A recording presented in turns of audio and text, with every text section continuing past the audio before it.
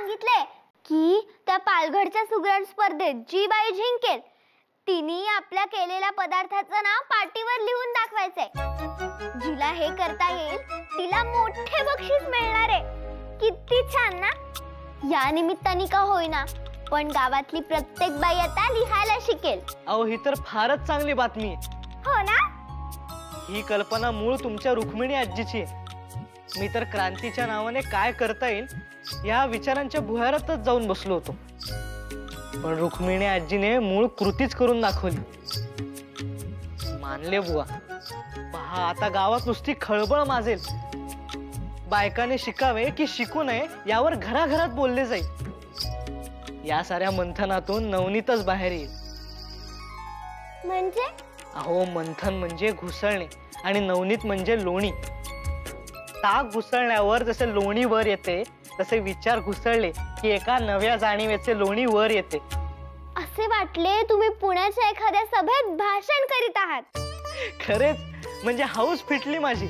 आता पुण्यात जायची गरज नाही. मी इथे स्त्रियांना शिकवण्याचे काम करू शकतो. आजीने मोठेच काम केले. गावातल्या स्त्रिया शिक्षित झाल्या की भावी पिढी सुद्धा शिक्षित होईल. एवढे मोठे गमक आहे या युक्तीमध्ये. मग आजी कोणाची आहे?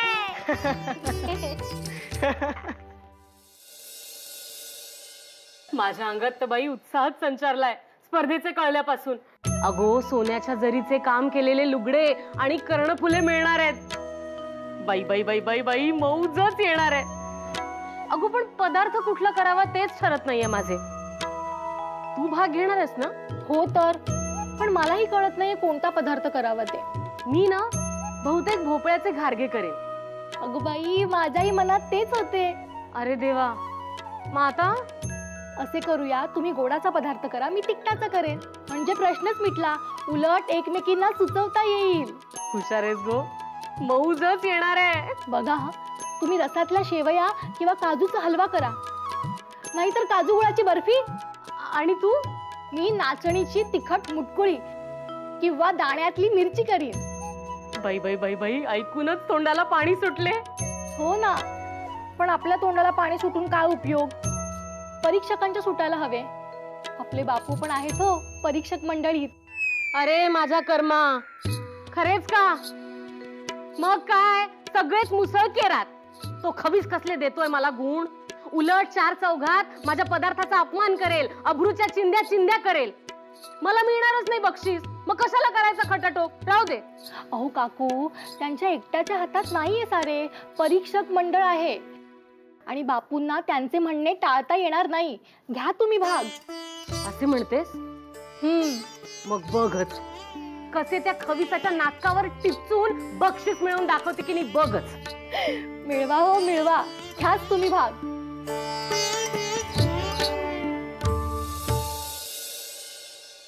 अहो सांगा ना नवीन पदार्थ. नुसतीच आपली स्पर्धा भरवलीये. पदार्थ कोण सांगणार? छे बाई, काहीतरीच अटी आहेत या स्पर्धेच्या. आता नवीन पदार्थ कुठून शोधायचे आम्ही? अगं पण त्यालाच तर स्पर्धा म्हणतात ना. आठव आठव, काहीतरी नवीन आठव. याच्या त्याच्या कागाळ्या करण्यात बुद्धी खर्च करतेस ना, त्यापेक्षा इथे लाव. नुसती नावे नका ठेवू आम्हाला. आणि तुमची बुद्धी धावते ना इतक्या जोरात. मग सांगा बघू दोन पदार्थांची नावं. एक मला आणि एक मंदार. मी तर बाई सरळ मोदकच करणार आहे.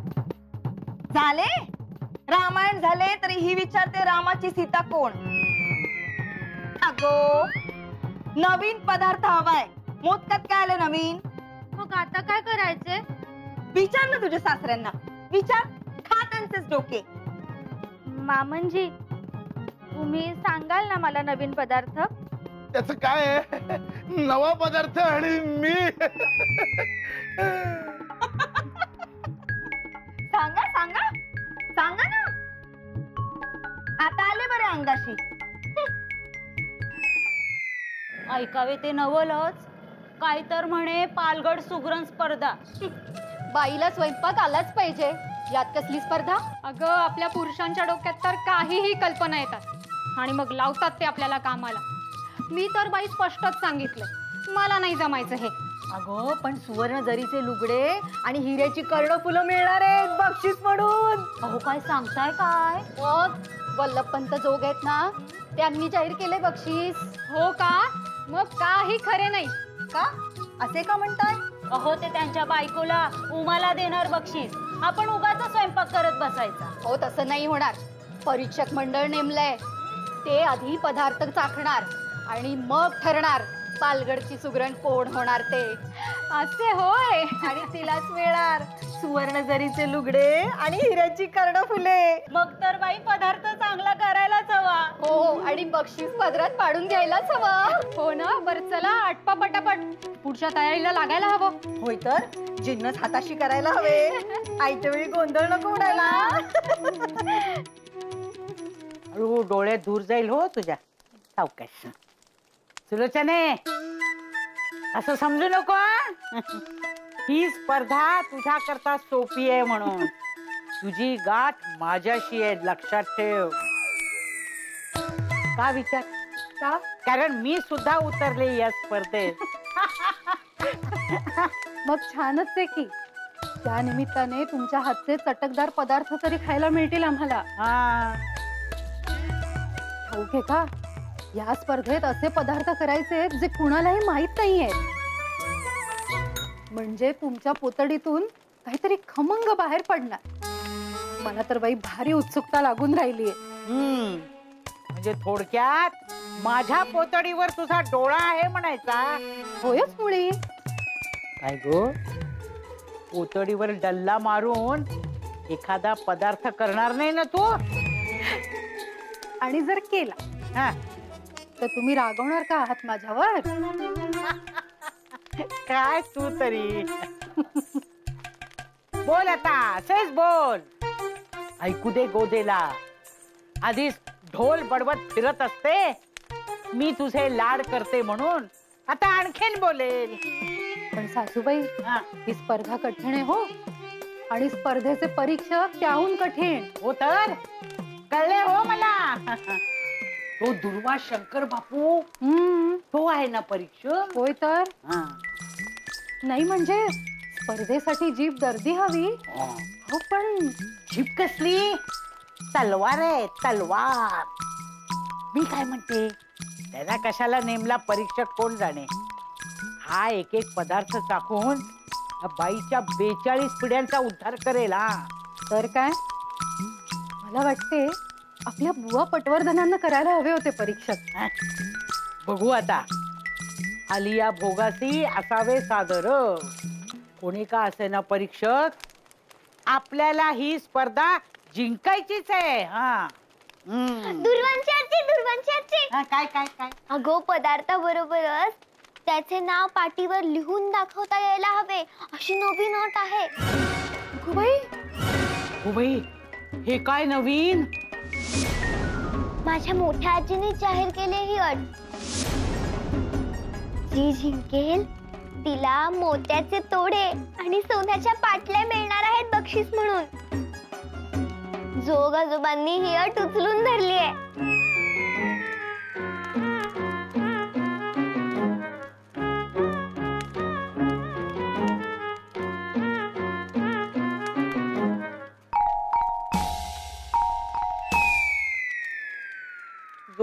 जोर लाव जरा. अंगात जोर नाही तसा पाय चेपतीये. नीट चेप. हळू. काकू सांगा ना एखाद्या ठेवणीतल्या पदार्थाचं नाव. मला जिंकायची हो ही स्पर्धा. स्पर्धा जिंकायची आहे. पाय चेपता येत नाहीत आणि स्पर्धा जिंकायला चालल्यात मंदाराणी. नीट चेप. अगो ते काही लुगडे आहे का? एक ठेवणीतले आणि एक रोजच्या वापरातले. पदार्थ हा पदार्थ असतो. मग सांगा ना एखादं नाव. मला ठाऊक असतं तर सांगितलं नसतं का एव्हाना. दिवस रात्र तेच बोलत असतो ना आपण. पण मग मी काय करू? तू तुझ्या सासूला का विचारत नाहीस? ती पक्की सुगरण आहे.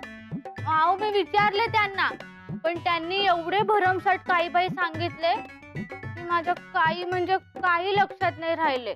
म्हणजे काय एवढे काय सांगितले? थांबा.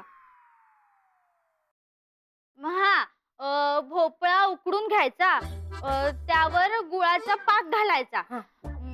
काकडी किसून घ्यायची आणि त्यात तांदूळाचे पीठ घालायचे. काय बरं म्हणाला होता सासूबाई? हा, नंतर फोडणीला घालायचं आणि वा वा वा वा वा वा, छान. इकडे इकडे इकडे. ए बावळट, काकडीचे घावण आणि भोपळ्याचे घारगे एकत्र करून सांगतीयेस. असे नको करू. अगो, थेट विचारशील तर जाऊबाई आणि सासूबाई दोघीही भूल भुलैयात अडकवतील तुला. अगो, त्यांनाही जिंकायची स्पर्धा. तू पाहिजे हळू.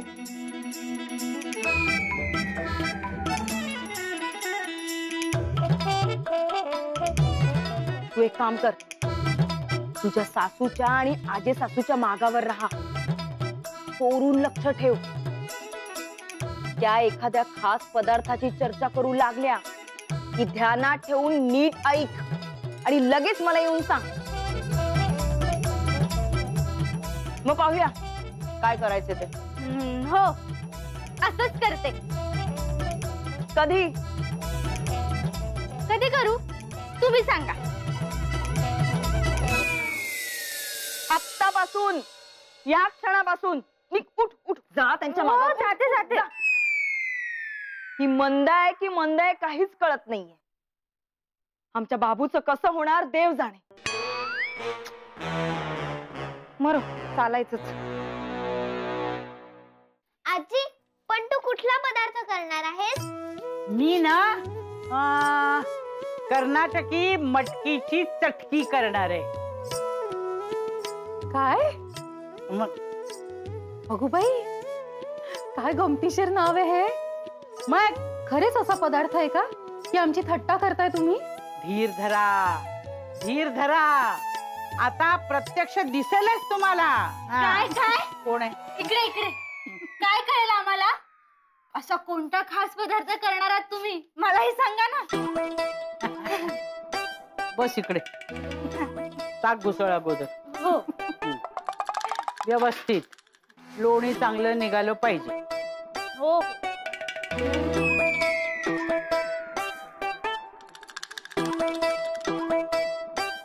सांगा सांगा. मी की नाही कारल्याची खीर करणार आहे.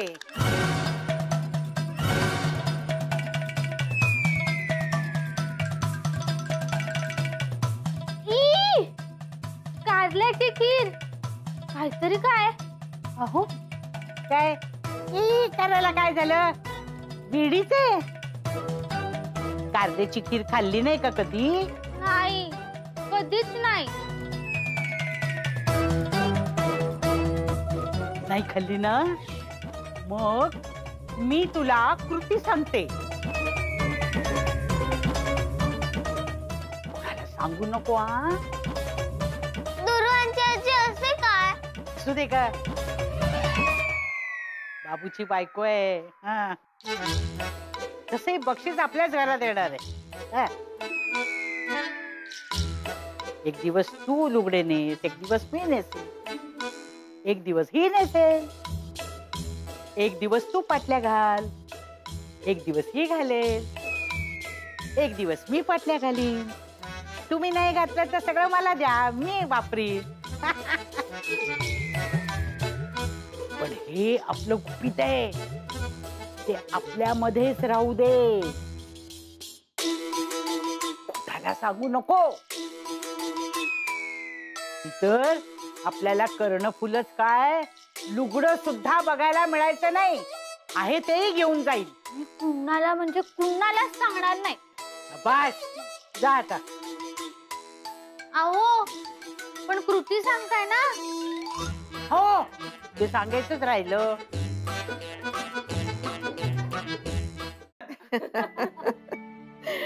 बरे, तू कोणता पदार्थ करायचं ठरवलंयस सुमन?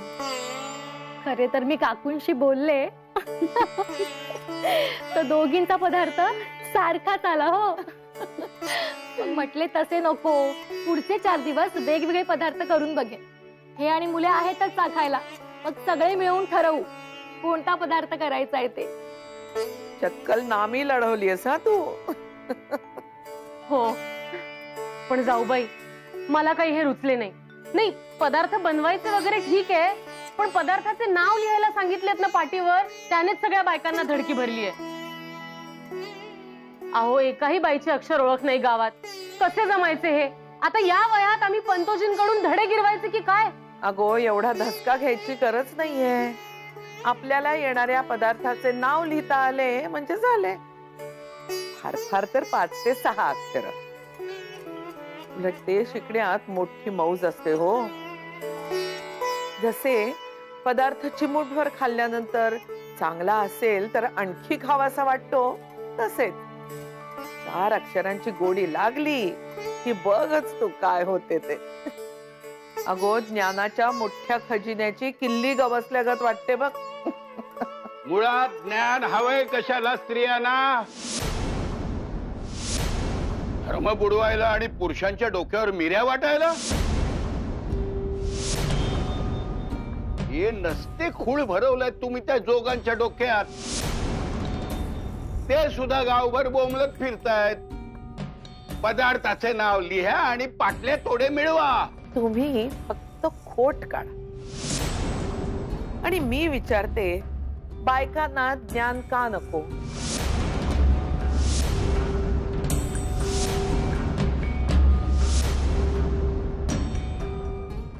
आपल्या धर्माने स्त्रियांना ज्ञानार्जन करण्याची बंदी घातलीच नाहीये मुळी. गार्गी, मैत्रेयी, लोपमुद्रा या ब्रह्मवादिनींची नावं ऐकलीत ना तुम्ही? खरं म्हणजे ऐकलेत का असं विचारायला हवं. धर्माची वेगळी झूल पांघरून दहशत माजवण्याचे काम करता तुम्ही. खऱ्या धर्माचा अर्थ आणि अभ्यास याच्याशी तुमचा काडी मात्र संबंध नाही. तेव्हा धर्माचा धाक मला नाही दाखवायचा. धर्माच्या विरुद्ध तुम्ही वागताय, मी नव्हे. आपल्या धर्माने स्त्रियांना बरोबरीचे स्थान दिले, तेव्हा तुम्ही धर्माचरण करत नाही आहात विरोध करून. तुमची पुराणातली वांगी पुराणातच राहू द्या. आत्ताच बोला, काय करायचे काय बायकांनी शिकून सवरून? पौरत्य करायचे की डॉक्टर वकील व्हायचे? घरच्या बायका हे सगळं करायला लागलं म्हणजे आम्ही पुरुषांनी काय चूल फुंकायची? आवड असेल आणि जमत असेल तर जरूर फुंकावी. कारण दिसते तेवढे सोपे नाहीयेत. येता जाता सुभद्रेच्या स्वयंपाकाला नावं ठेवता. हिम्मत असेल तर 2 दिवस स्वयंपाकघर सांभाळून दाखवा. हे शिक्षणाने बायका मर्यादा सोडतात आणि उलट बोलू लागतात. आणि तुम्ही काय सुलट बोलताय? मर्यादा तर पुरुषांना हवी.